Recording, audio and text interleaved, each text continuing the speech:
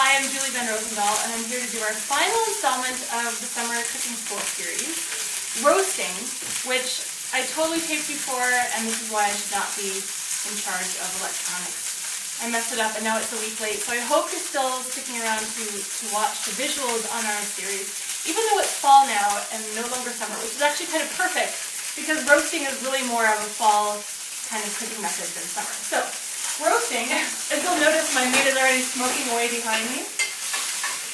Roasting is really similar to cooking, to baking. I'm distracted by the almost fire behind me. It's a dry heat that sort of envelops the food. You do it in the oven, just like baking. You can roast, over an open fire. It's one of the earliest cooking methods, so it can apply to a lot of different conditions. Typically it's high heat, but you can roast over low heat as well. You can do slow roasted tomatoes or slow roasted beef, that sort of thing. So it's really a kind of general term. So we're going to talk a little bit about roasting meat, which is sort of classic, roast chicken or roast beef. I'm going to roast a pork tenderloin. This is a good example of how some roasts are different shapes than other roasts. So most recipes will say cook for however many minutes per pound, but really the size and the shape of the roast has a lot more to do with it than the size. So if it's a long, thin roast like a pork tenderloin, it's going to cook more quickly than if it's sort of a round, thick roast, like a pork loin or, a round beef, which will take longer to cook through to the middle. So we're going to do just a quick roast pork tenderloin, which I'm starting to brown first in the skillet, and then I'm going to finish off in the oven. And the reason I like to brown it first is to get this sort of caramelized exterior that adds a lot of flavor. So a lot of recipes will tell you to crank up the oven at the beginning or at the end, and that does the same thing. It sort of caramelizes the exterior. It doesn't really seal in the juices, but it makes it look better, it makes it taste better. It adds a lot of flavor. So I like using an oven-proof skillet so I can brown it, and then I can just slide it in the oven no matter what kind of roast I'm doing.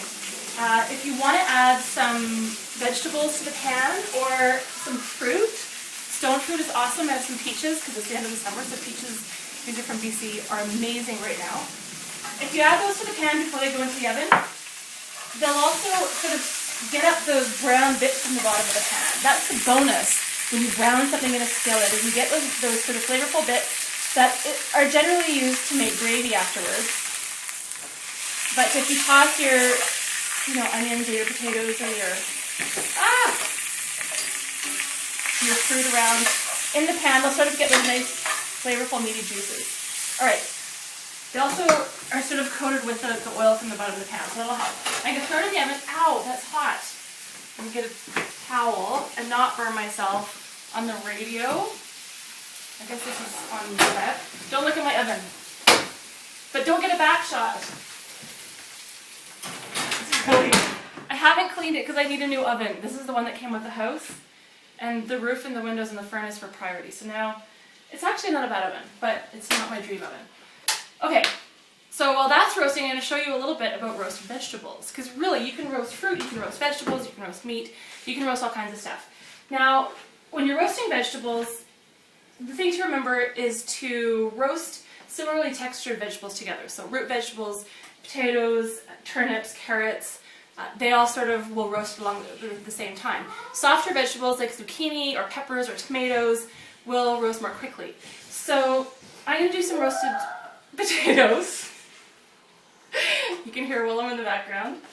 And I've got some carrots from the market, yellow carrots and some purple carrots. You want to make sure that they're sort of all chopped in similar sizes so that they roast at the same time. I just gave them a quick scrub, but I didn't peel them because their skins have a lot of nutrients in them and a lot of fiber. So I never really peel my potatoes. It's extra work too. The key when you're roasting potatoes or when you're roasting any kind of vegetable is to not crowd them on the pan. So one thing that I do is I heat up my pan. This is a nice heavy half sheet bun pan, they're sometimes called. You can get them at restaurant supply stores. And they're really, really durable. They're not coated, which I like. And you can roast at really high temperatures. And they last forever.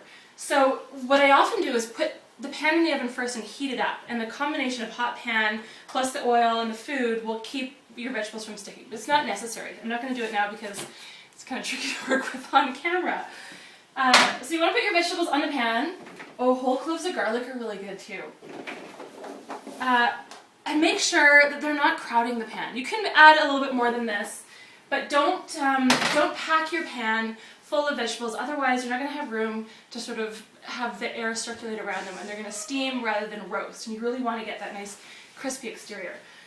Olive oil or canola oil, either one will work well. Actually, this is a good olive oil, so I'm going to use canola oil. Canola oil is nice and neutral. It's got a high smoke point, so it's great for roasting. This is difficult to do while avoiding the sideways profile shot. You're going to need a kitchen island. So you shake them up, toss the vegetables around so they get nice and coated in oil. You can add really any kind of seasoning here. You could add, you know, dried herbs or curry powder or chili powder if you want them kind of spicy. Add whatever you like. If they're coated with oil, they're going to roast a lot better. And with lots of space, they'll roast really evenly. Now, generally when I roast just vegetables, I do it at about 450 degrees. I put them in at 400 because the roast pork isn't at 400, and that's going to take about 20 minutes. So if you hit pause, we'll do